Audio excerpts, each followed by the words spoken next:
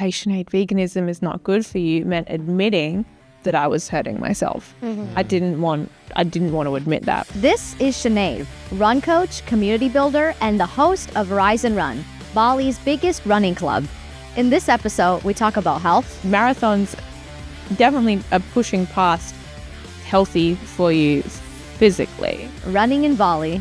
Running at night time, I'm getting chased, I'm getting yelled at, it's definitely... Getting chased? It is dangerous. So you're constantly in a fight or flight. And some controversial takes in the wellness space. I don't like using sunscreen. Yeah. But then Mum might get annoyed if I say to everyone, don't use sunscreen. If you're not already following Sinead, check her out. Her content is all about running, health, and straight up Bali life. And if you're new here, this is the Bali Bytes Podcast, where we talk about real freedom, financial, physical, and mental. No fluff, no bullshit. Let's get into it. Well, welcome to the Bali Bytes Podcast. We're with Sinead, not Sinead. So if you could, tell us about your journey to Bali. Where are you from? Okay. How you got here? I'm from Tasmania, Australia, not Tanzania, but Tasmania. Okay. It's the little island at the bottom of Australia. Like the devil. Yeah, like the Tassie devil. Yep. So, you can refer to me as a Tassie devil if you want. Okay. But yeah, from Tasmania. I lived there until maybe I was 20. And then I moved to the Gold Coast, Australia, which is super beautiful. And I was there for 3 to 4 years and I loved it. My life on the Gold Coast was absolutely amazing. There was nothing wrong with it. People come to Bali. The Gold Coast is the East or West Coast? I don't know. Well, I'm really bad with geography, but here's Australia. Yeah. And Tasmania is here. And I think the Gold Coast is here. So near Sydney? Yeah. Okay. Yeah. Is Sydney part of the Gold Coast? No, it's separate. Okay. That's New South Wales. But people from the States don't know Australia at all. Well, we go. Do you know? I kind of get the gist of it, but yeah. Yeah, there's Australia, Tasmania, yep. And then Northern Territory takes up a whole heap of it, and then there's Melbourne, Melbourne, Sydney, Gold Coast. Those two might be the other way around. Got it. I'm naming the cities though, not the states. Most of the population is on the on east, the beach. That's coast. the East Coast. Yeah. Okay. Yeah, that's the East Coast. Yeah. Never eat soggy wheat bix. So yeah, I was on the Gold Coast. Most people move to Bali because they're traveling, they're exploring, or they're trying to find themselves or escape something. For me, it was just an interesting option to explore. Okay. And it came from a decision of very random, sporadic. And how long ago was that? 3 years ago. 3 years. Just over. Yeah. And you've been here the whole time? I've been here the whole time. Wow. Yeah. I've gone back briefly, but the biggest chunk of time has been in Bali. Mm-hmm. But yeah, my best friend Dwayne, he invited me to come to the Gold Coast with him and his partner. They got back together, but him and his partner broke up. And Jeff decided to climb Mount Everest to go find himself post-breakup. And then Dwayne decided to come to Bali for a fitness holiday. Originally, they had booked it together. So he invited me to come along as his sidekick. So I went with him. And at the time, I was doing a little bit of running. My background is strength conditioning, personal training. I was working as sales for a health food company as well. And I had just started my own health food business, which was a nutritional product for kids and their mums to help them enjoy healthy food, learn about healthy food, and for mums to also kind of heal their relationship with food. So they don't pass that on to their kids. And so on Instagram, I'd be searching fitness things in Bali, good cafes in Bali, food in Bali. And because of that put my Instagram in front of Tom Hickman's Instagram. And he runs Bali Hope Ultra, which is an ultra marathon from the top of Bali to the bottom overnight. And it's for Bali Children's Foundation. Yeah. So I wasn't even in Bali yet. And he just slid into my DMs and was like, hi, would you be interested in doing the ultra? And I was like, no way. I don't like running that much. I don't know if I can run that far. I'm not into At this point, how far was a typical run for you? At this point, I was training for I'd done a marathon. Okay. But I'm not very competitive, and I was not brought up to be naturally athletic. So I have a lower perception of my own fitness levels than potentially other people. And I'm very shy when it comes to competition. I like to do things my way. I want to start at my time. I don't want there to be people around me unless I've told people to come and be around me. And so he was like, do you want to do this race? And I was like, no, I don't want to do like a competition. I was thinking maybe it's like an Ironman or something. I was like, I'm not interested. And he was like, oh, it's for charity. And I was like, oh, okay, well, I'm a little bit interested. I'm going to be in Bali in 2 weeks. Maybe I could meet you. And if worst case scenario, I don't do the run, but I could sponsor you guys and like give you my products for fuel for the runners. So I came to Bali with Dwayne, and I ended up visiting one of the schools that Bali Children's Foundation supports, and I did a nutrition workshop with the kids, and it was like the best day of my life. And I decided that I was going to quit my job and move to Bali. So I told my boss on the plane that I was going to hand in my resignation. At the time, I was house sitting, and I had already crashed her Audi. And so then I was telling her that I was leaving, but she was, her and her family and the business were like beautiful people, so they understood. And yeah, I packed all my bags and I moved to Bali. I didn't really think much about it until the last day when I was packing my bags, and all of my friends were in like the room helping me. And I love books, and so I had like a really good book collection. And as I was packing all of these books into these boxes, I was like, to bring with you or to pack away? To give away. Okay. I was like, oh, maybe I don't know. This is actually kind of scary. Like, oh, do I want to do this? And then my best friend Jem was like, Sinead, you can't think about this now. And I was like, okay, don't think about it. Just do it. So yeah, I moved here, and I didn't really know how long I would stay. I didn't really have any plans other than to just do this ultra marathon and see what happens. But then I started the run club here. I ended up getting a job as a gym manager. Then I ended up getting another job as a marketing manager. And now I've gone all into run club, and it's just kind of happened. I'm pretty sure if those kids' lives were on the line and we had to run that ultra marathon, they would not make it. Yeah. we're so, like, she really can't run. I hate running. It's like, sorry, babe. it's yeah. I run. What is it? 1.5 kilometers a day. Just That's good as a warm up. Warm up. That's my warm up. Yeah. And I hate every minute of it. Yeah. It's so difficult. So you said you weren't a runner initially, or you kind of ran a little bit? I probably fully got into running like 5 years ago now. Yeah, 22, 23-ish. Yeah. Because I turned up to a run club and I thought that I would be able to run 10 kilometers. I just assumed that I would be able to do that. And then at 6 kilometers in, I was like, this is the hardest thing of my life. I hate Had you myself. run before, or? I mean, no, I would do sprints on a Saturday, but I hadn't done anything endurance. And nothing on the road, or you had? Maybe like 30 minutes, but I'd never I showed up to a run club in West Hollywood. So I'm from Los Angeles, and I showed up to this one thinking, oh, I just want to get out and meet some people, and I run, a mile, 2 miles, 3 miles. I can do that, and they were only doing like 5K. So I'm like, that's okay. I'm doing that. No, and the road is different than the treadmill. Oh yeah, the treadmill's helping. And there's hills. There's a little bit of hills. I was in the back with the slowest girls, just chatting away, because I'm like, I'm not trying to catch up with any of these. Yeah. They're like, man, these guys are like, I had barely started and they're already on their way back. I'm like, what? Yeah, I remember seeing the fast guys. My best friend, I went with one of my good friends, and he's running past me, and he's like, woo! And when you're a teenager and like your parents are trying to tell you to be happy, or someone's trying to tell you to be happy, and you just get really angry inside. I had that feeling. I was like, Urgh!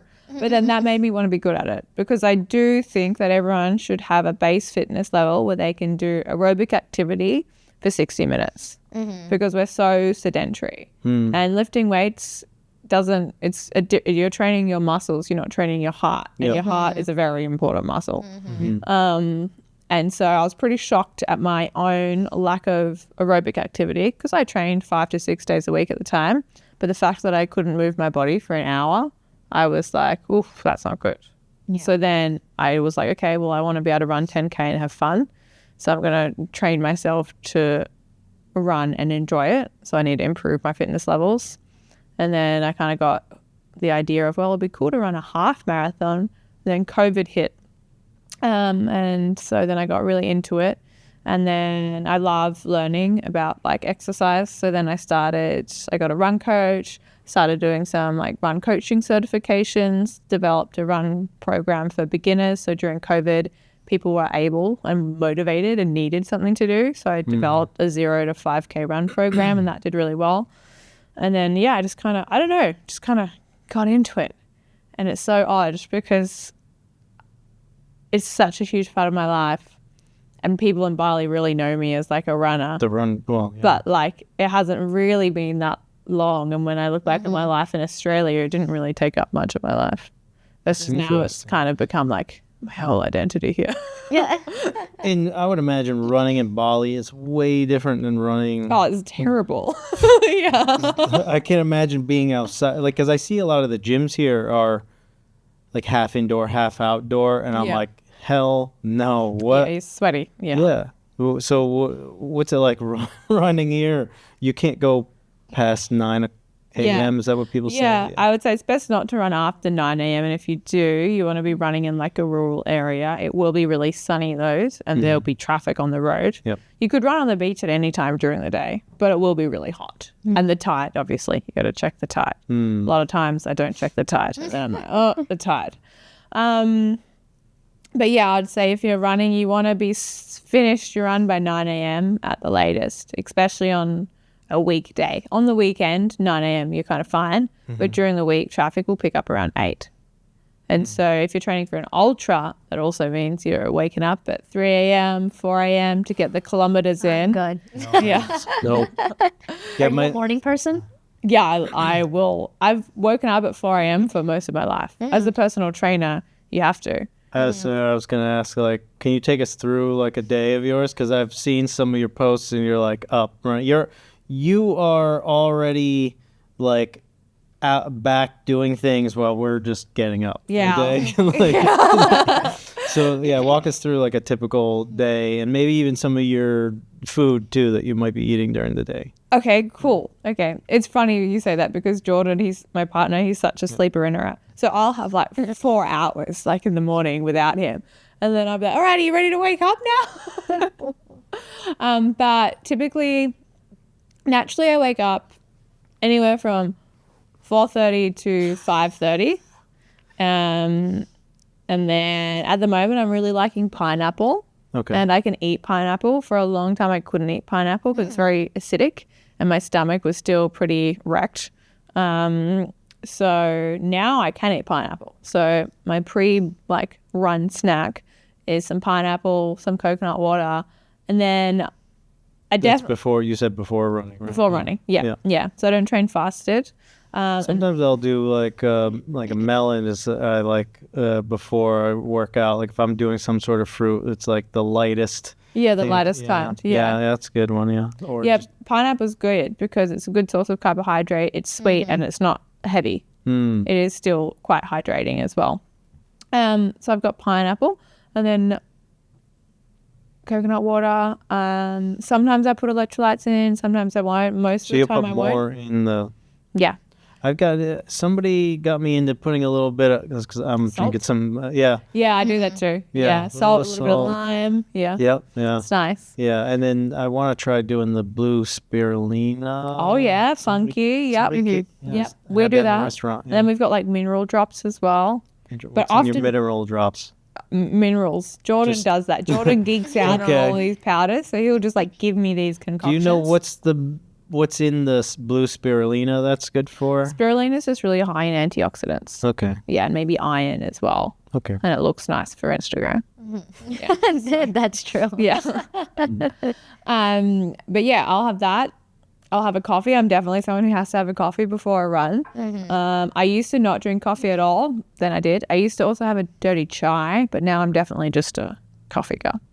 And I have coconut water in my coffee, because if you have coconut water in your coffee, unlike if you have butter in your coffee, the coconut water increases the absorption of the caffeine in your system. So if I want to be like ready to go for my run or ready to go for my workout, then I'll have some coconut water and coconut milk or almond milk. Have you heard this?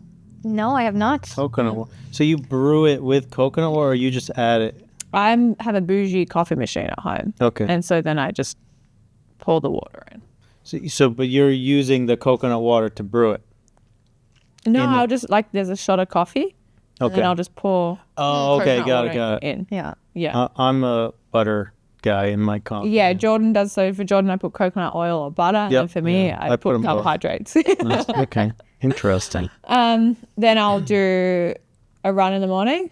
If it's a Rise and Run, then that kind of takes up like 2 hours of my morning, because it's like meeting people, hello, then taking them for the run, and then coming back and then engaging with them, and then have breakfast at Crate.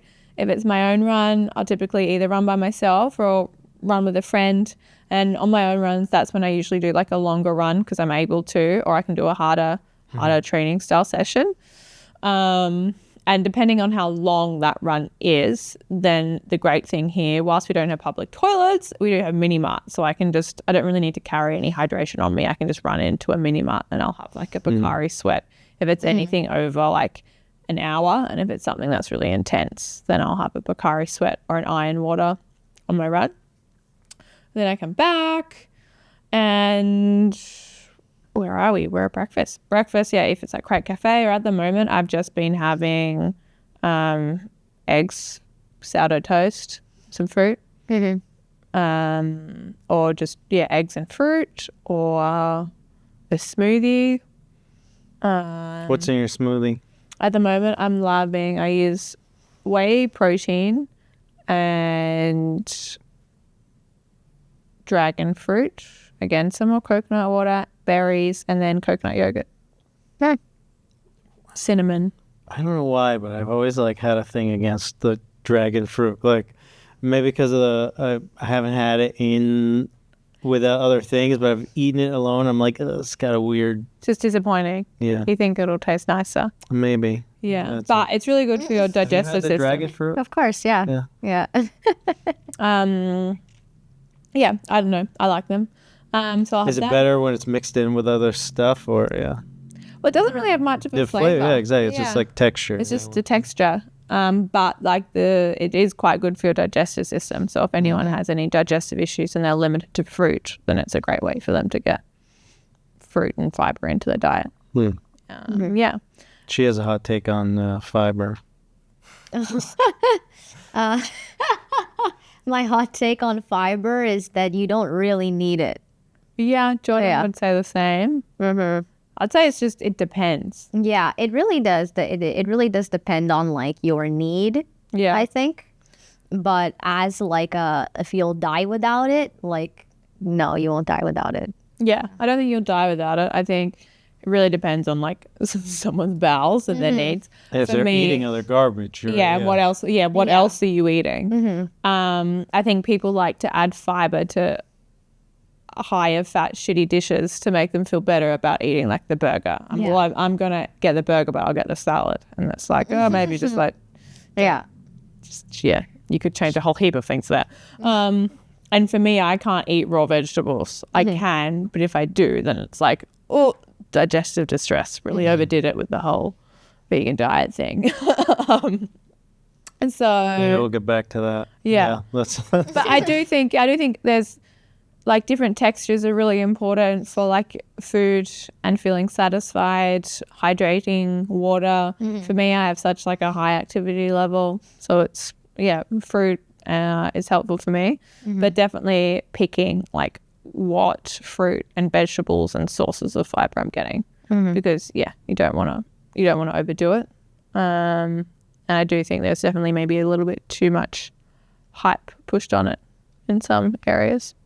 Yeah, I think fruit too is my other hot take is that fruit is better for women than it is for men, and for hormone purposes, and also depending on where you are at your cycle, like sometimes having a little bit of carbs is actually like good for you and keeps you feeling like energized. It is also said that certain types of fruits boost estrogen, so having too much of that for men, it's not the best thing. But for women, it's like having a little bit of excess estrogen, especially on certain parts of your menstrual cycle, it could be helpful to like prevent cramps and all of that stuff. And well, yeah, you also need a certain amount of estrogen and a certain amount of carbohydrates and fuel and energy to have a regular cycle. Exactly, yeah. And I think the problem with like blanket stating this food is bad, this food is bad, or this food is good, this food is good, is that you start to demonize foods. And when there is women who are struggling with their image and struggling with food and not knowing what to eat, then it's actually, if they're not going to eat anything because they think it's bad, it's actually better that they eat something. 100%. Yeah. And so, yeah, I think like someone who is extremely overweight, who has insulin resistance, probably eating carbohydrates might not be the best thing for them. Yeah, exactly. But for someone who is very small, has an eating disorder, is struggling to like function in the day-to-day life, then carbohydrates and fuel and calories would be great for them. Yeah. It's like the first person you mentioned, the vegan diet might be good for them. Yeah. Because then they'll Drop lose weight weight. like that. Yeah. And then the second person, if they went vegan, you're like, it'd be the worst thing in the world. worst thing in the world. Yeah. I think nutrition is really fluid, and we need to remember that because it can be very easy to have like a dogmented approach. Yeah. And like when I was vegan, I was like, well, oh my God, I don't have my asthma anymore, and I've lost weight, and I feel really good. And oh my God, you guys should do it too. And why aren't you doing it? And then it's like, well, that's because like everyone is different. Like when you go through something that's so like you feel beneficial and you feel energized and you feel like you have this like newfound knowledge and you're excited, you want to share it with people, you have to remember that like telling people what to do isn't going to make them do anything. They will need to experience it. But you might also have the same feeling if you were fasting for 30 days. Yeah, well, I did do that. Yeah, I did. I felt euphoric when I did if it fit your macros, intermittent fasting. I felt great. I felt like really buzzy and like kind of like a little bit even high. Yeah. But then I had 4 car crashes because I was so jittery and I couldn't like control the car. Yeah, and after a few months, you'll probably you're dead. Yeah. I never fasted for longer than like maybe 18 hours. But I remember I'd wake up in the morning and then I'd hold on to the door and make sure that I wasn't fainting. But I was trying not to worry about that because I loved the feeling of that kind of like euphoric clear-headedness, you know? I mean, the same thing can happen if you hold your breath for a certain amount of time. Yeah. Right? You get I got lightheaded. Ooh, euphoric feeling. Is that? Yeah. Also, it's not good for you. Yeah. I have a slight addictive personality disorder, so I've really got to rein it in sometimes. So I want to get back to the vegan thing, but we first need to finish your day. What's the rest of your day? The rest of my day, yeah. The rest of my day. So, yeah, run club, then usually breakfast. Then at the moment, I'm really focusing on getting back into a strength training routine. So back into a strength training routine, I'll go to the gym. So you'll do the running early in the morning, and then what time do you make it into the gym? Like at the moment, it's been like 11 or 12, or again, it would be like 2 to 4. But I'm much more earlier morning kind of person. I don't. That's why sometimes I see you once in a while when I make it there earlier. Yeah. I struggle to go to the gyms in the afternoon because I'm like, well, like 3 p.m. is basically the end of the day for me. Yeah. So what time do you go to sleep? In my ideal world, and in Australia, I was really good at it. I would be like, yeah, okay, dinner's at 5:30, dinner's at 6. At 7 p.m. would be a very late dinner for me. And I would be like, really, if someone There was or like, here? Well, here 7 p.m. is late, but Yeah. often I have dinner at 7 p.m. And like, Wow. that's very late for me. That's pretty late for us. That's about when we'll have dinner, 7-ish. Yeah. But we're waking up at like 8, 9. Yeah. I mean, in my perfect world, it's like 5 or 6 p.m. dinner. But that doesn't happen that much. But it can. And what are you having for dinner? Oh, well, it depends. I'm very simple. I just like to eat very simple foods. Chicken, rice, avocado. I'm obsessed with pumpkin. Pumpkin is my favorite vegetable. I'll try put it in absolutely every dish that I can. I love Korean That's a food squash at the here moment. because it's weird. Squash. It's weird that they call it pumpkin. You know, like I was like, what? They have pumpkin, but it's like it would be what we would call like an acorn squash or something. Yeah. Yeah, maybe. Is that what you call it? What do you call it back home? Pumpkin? You call it pumpkin? Yeah. Interesting. Yeah, a squash is... I don't know. Well, it's an acorn. They're all like pumpkin. All these different Part of things the are part squash of the family. squash family. But yeah, that one that they're using here, we would call like an acorn squash. Okay. And Well, like the acorn pumpkin squashes. would be the thing you have The big on. round one. Yeah, the orange one that you use Yeah. on Halloween. Yeah. All of my favorite. I'm a huge fan of the whole squash family. Yeah. So that'll make its way. Steak. Tried to get fish back into my diet, but then I got Bali belly, so no bueno, no more fish. That happened to me with the poke bowl, and I was so upset Yeah, because it it's was my sad. favorite poke place. Yeah. Yeah, you have to And then you're like, avoid oh, it. I want to. Yeah, like, am I sure it was this place? Yeah. Uni Bowl. Have you ever been there? Yeah, I have that. It's my favorite spot. Is that where? Yeah, I'm thinking. Well, he's had it so many times and like nothing has happened. That and one then was that the worst. one- I was like projectile vomiting, Was it which the fish though?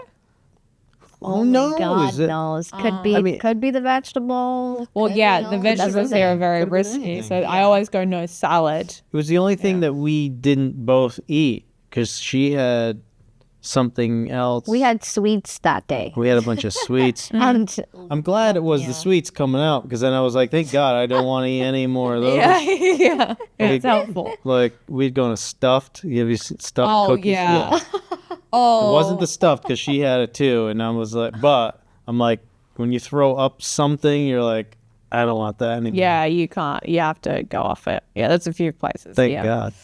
Yeah, We were going a little nutty with the sweets. the stuff. Because it was my birthday, so we were like, oh, let's get the donuts Stuffed from. is the best cookies here in Bali, I think. But they have it. What is it? The Tres Leche. yeah. They have Tres Leches little cups, and they have a Biscoff one. It's the most insanely good thing I've ever had. Okay, noted. Don't have it because you'll Okay. be. because you'll be addicted. Yeah. Okay, noted. I'm more of like a cake. I'm like a carrot cake girl. We just had a conversation about that the other day. Oh yeah. When I was younger, somehow I don't know what happened, but I must have mentioned like, oh, this is pretty good about a carrot cake. For some strange reason, my grandmother got in her head that he loves carrot cake, and every year for my birthday, Carrot cake. carrot cake. And I was like, why do we always get a carrot cake on my birthday? And he's like, Vegetables and shit." She's your favorite. It's your favorite, right? I'm like, no, not my favorite. Oh, okay. We'll remember that. No, next year, carrot cake again. And you're sitting there like, oh, vegetables. My day. It's interesting because I recently left my job. And so the whole time I've been in Bali, I've been working for companies. So I've worked a 9 to 5 or like an 8 to Here in Eight- Bali. here in Bali, 8 a.m. to 8 p.m. So I've always been in an office or I've been in the gym. Okay. So this week, when you're asking me, like, what does your day look like? I'm like, oh, I'm kind of just discovering that too. Good question. So in Australia, I'd work for myself and I'd also work for different companies. And it's very easy to do that. In Indonesia, it's not easy to do that. Yeah. And so I worked as a gym manager for 2 years Here based in Bali. But as an expat in Bali, you can only have one job. And so I can't be a gym manager and then also work at a cafe, you know? Yeah. Doesn't work like that. I just work as the gym manager. But if you're Indonesian, you can. And the goal is to make sure that Indonesians get the first pick for employment, because there is huge unemployment rates in Indonesia. And so imagine if us came in and just took all the jobs. Yeah. You know? Does it have to be like you're doing a job that an Indonesian couldn't do, or is like you're a specialty? Yeah, there's like thing? niche. There's definitely niche jobs. Like you can't be a massage therapist here, and it's also very expensive for companies to employ people. Yep. So you want to make sure that you're hiring them for good positions, which would be like a manager position or a sales position, which is typically, or a cook. Lots of the chefs and cooks here are foreigners. Foreigners, Okay. yeah. And then they'll come and they'll also like train the staff and things like that. Got it. So yeah, I've always been working when I've been here, and like Rise and Run was just my hobby, and I'll wake up, and that's why I also have to wake up early, because if I want to do anything for me, I've got to be in the office. I'm not able to like sit on my laptop at a beach and do my work. I've got to be in the office and telling people what to do, and, you know, organizing stuff and managing. So now that I've stopped that, it's been really interesting to be like, oh, Bali is quite relaxing. Oh, it's pretty nice here. Because before then it was like very rat racy, very go, very high performing. And especially like the gym manager job it was kind of like, I definitely attached my identity to it. I cared so much about it.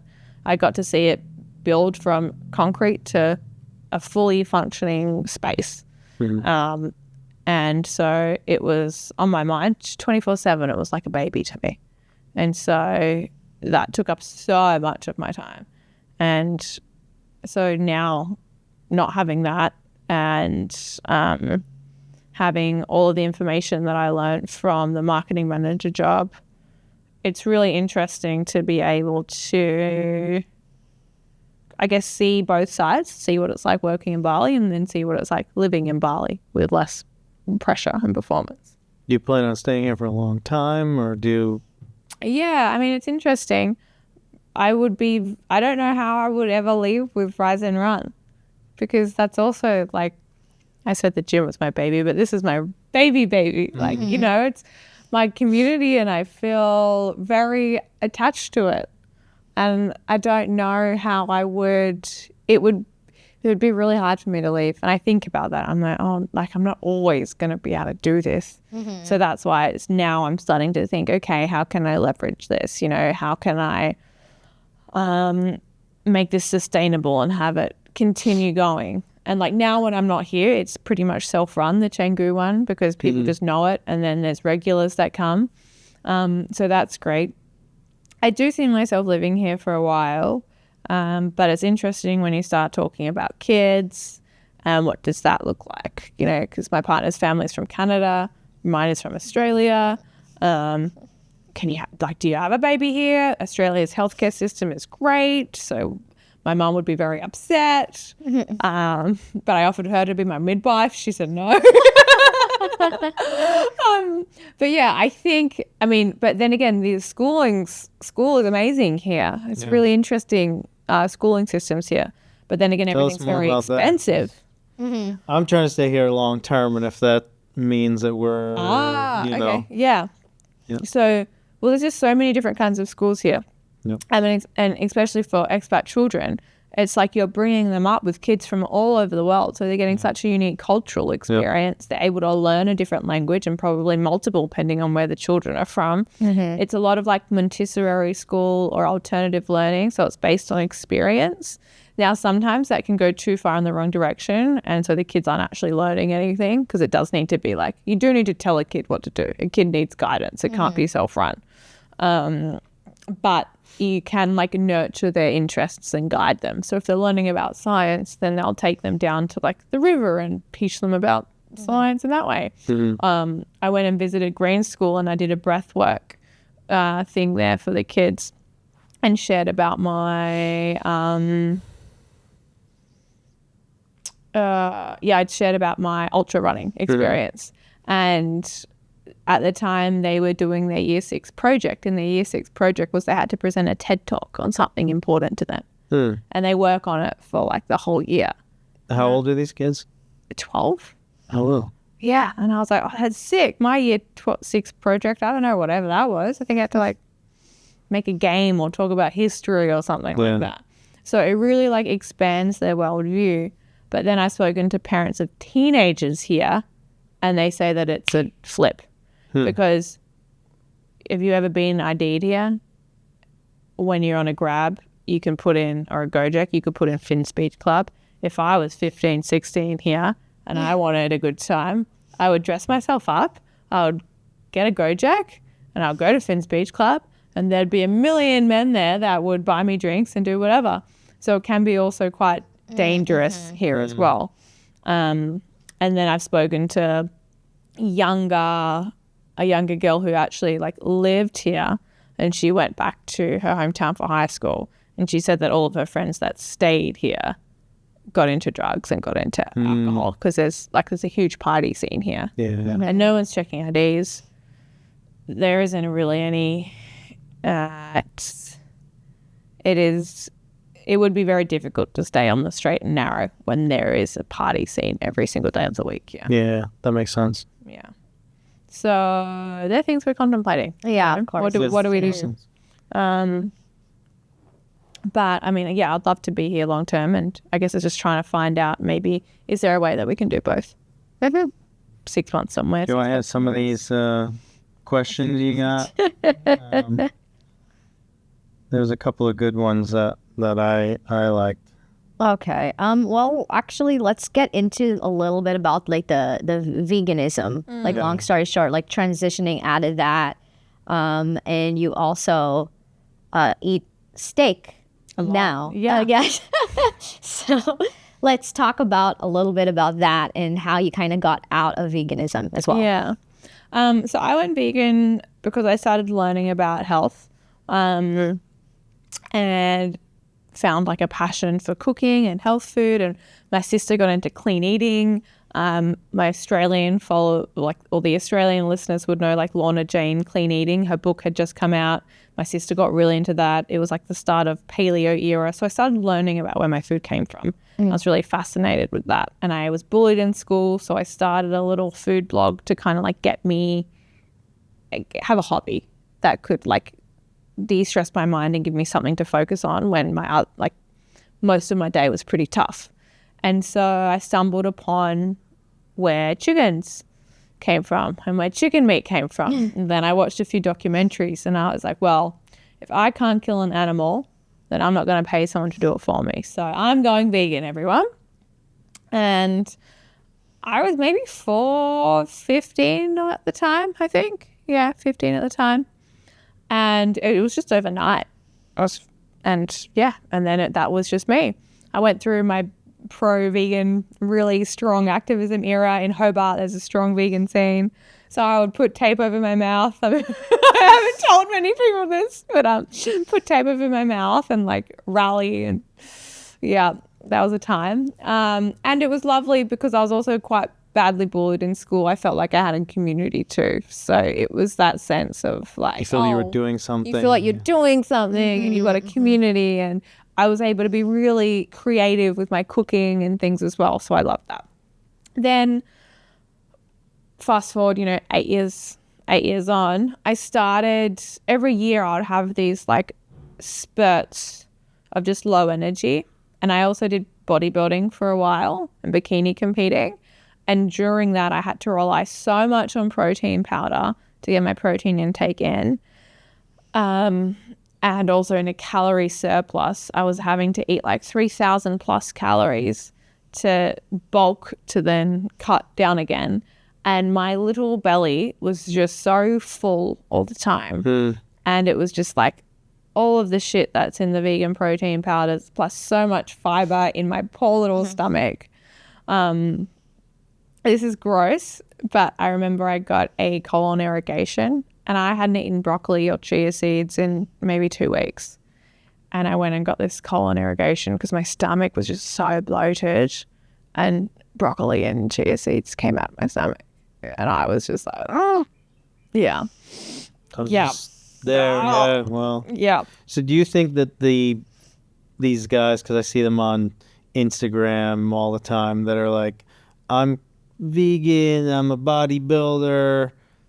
How are they bullshitting that they're getting Yeah, all their I mean, calories from just... I know a few of those, and they Yeah. do eat steak on the odd occasion, or they inject steroids, or they'll have eggs.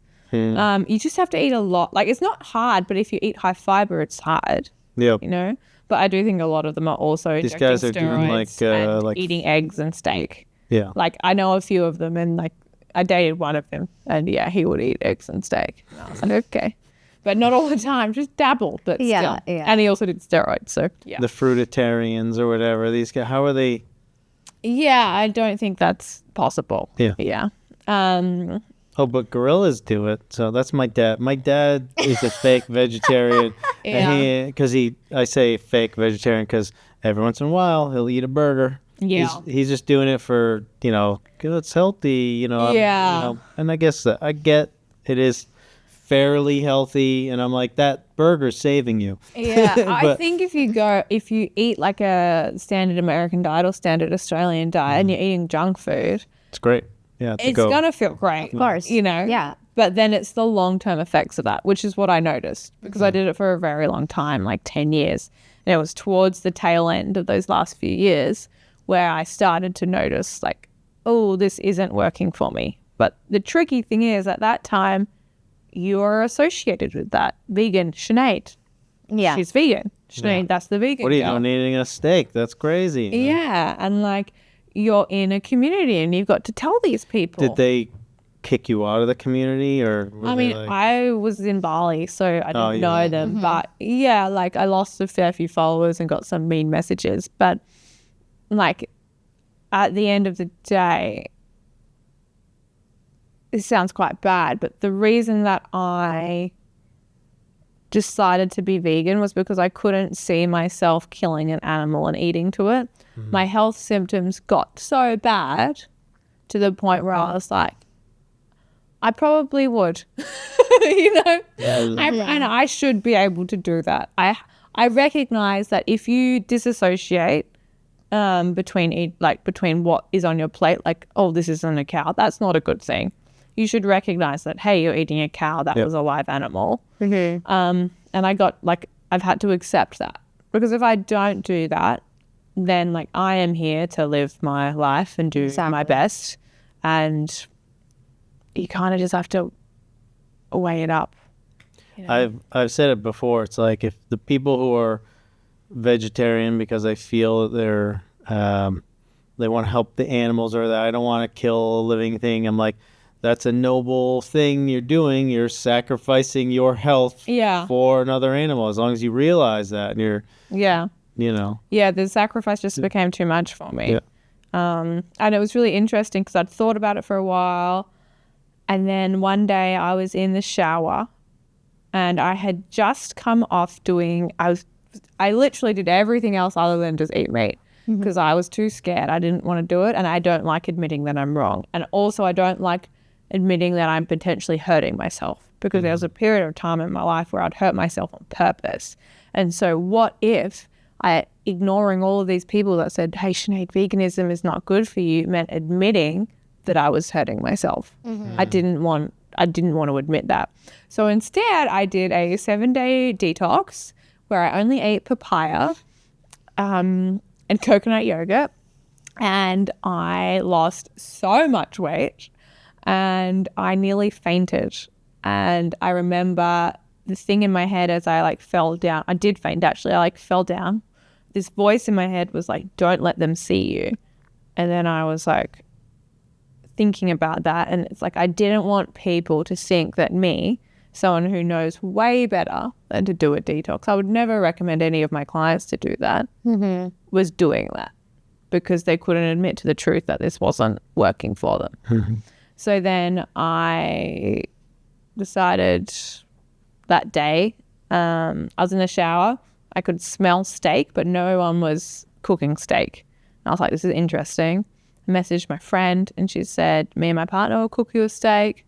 So I was really nervous. I went over there and I ate it, and it literally tasted like something that I'd eaten the day before. It was so familiar to me. And I was thinking it would be chewy and gross and disgusting. I hadn't had steak in 10 years. But it was so natural to me that I was like, okay. And then, it was just, I was thinking when I was thinking about maybe I'd eat meat again that I would dabble. I'd be, I'll have steak once a month. Or I'll have eggs once a week. But no, I went all in. Yeah. Because you started like a steak night for women or something. Steak night, Just real briefly about that. Well, I don't have many female friends, and so I wanted to have some girlfriends. Yeah. And I also wanted a space where we could also like talk about things a little bit more deep and meaningful than like in the gym or a run club. And I love steak, so I thought, well, why not bring that all together? And so, When is that? Is that like a ongoing thing, or it's like an once ongoing thing? Yeah, we do them once a month, or just kind of like whenever we all feel like go it. to the next one. Yeah. Yeah, and then I get restaurants to kind of make a special menu for us that like, showcases the steak. So it's really cool as well. And like all different people show up. Sometimes even vegetarians show up because they just want to come. And then I'm like, sure, please. They're not come eating along. steak though, or No, they they're come not to eating steak. That's interesting. But it is interesting. Yeah. I was hoping that maybe they were like you and like it's our first day or first time to go. I think try it. potentially they would then if they had seen it. And I think by sharing, like understanding and sharing my story, like I really wanted meat not to fix me because I didn't want it to be right. But the problem was that it did. So then I can't not tell them that.